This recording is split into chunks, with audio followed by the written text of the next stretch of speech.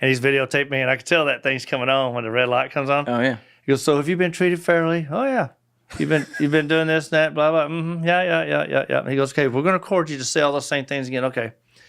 And I'm just sitting there like this, like, sit proper. And he's like, okay, you ready? I was like, yeah. He's like, I'm just gonna ask you a question. Okay. That red light goes. I just crossed my eyes, and I just played like I fainted and fell out of the chair.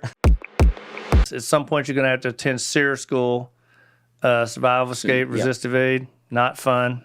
Not fun. What do you do there? You run through the woods. They capture you. You become a prisoner for a few days. They just beat the crap out of you and interrogate you. Nice. And they go hard, right? Oh, they go hard. Yeah. And then you got to escape, and they catch you again and do more of it. Wait, it's planned that they catch you, or like you have to try to? Oh, you try. You ain't getting away though.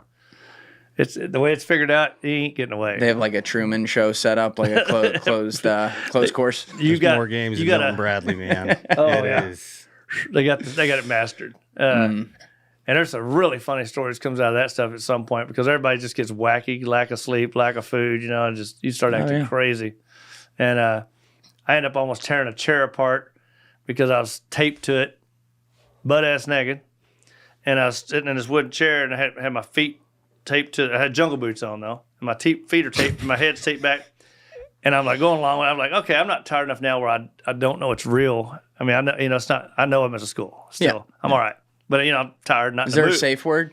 No safe. And you know what else? You can't quit. It's one of the few schools you can't. You can't quit. You got to gut it out. You're just going. So I'm in here, and here comes this Air Force. I think she's Air Force, or maybe she's a military Army pilot or something. Anyway, a little blonde-haired girl, like 5'2". She comes walking in, and they all have this fake Russian accent. They talk to you the whole time. It's pretty good.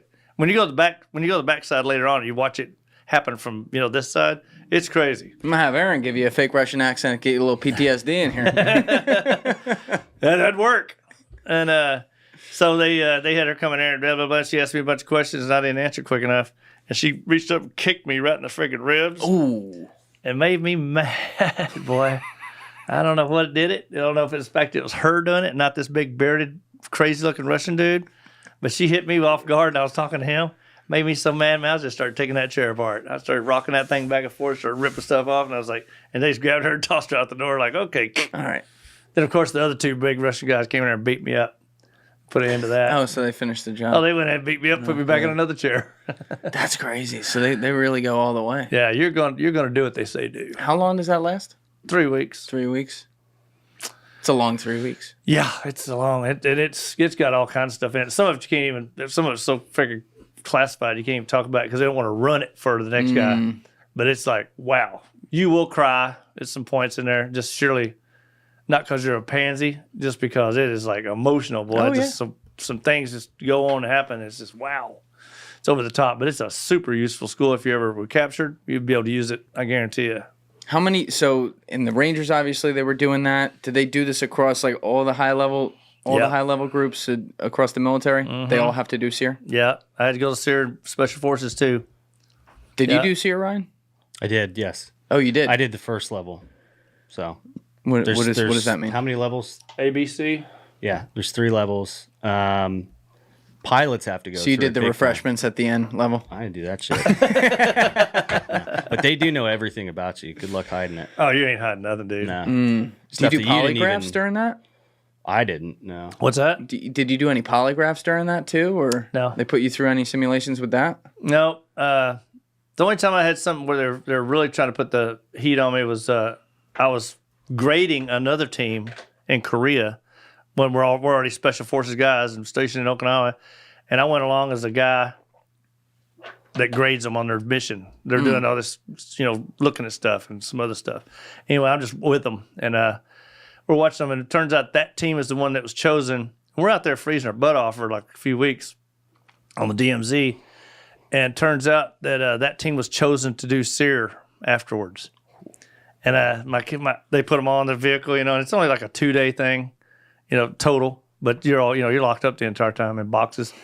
And they're putting them on the truck and this, that, and they're pulling them off the back of the deuce snap, and they're zip tying them, putting hoods on their heads and all that stuff.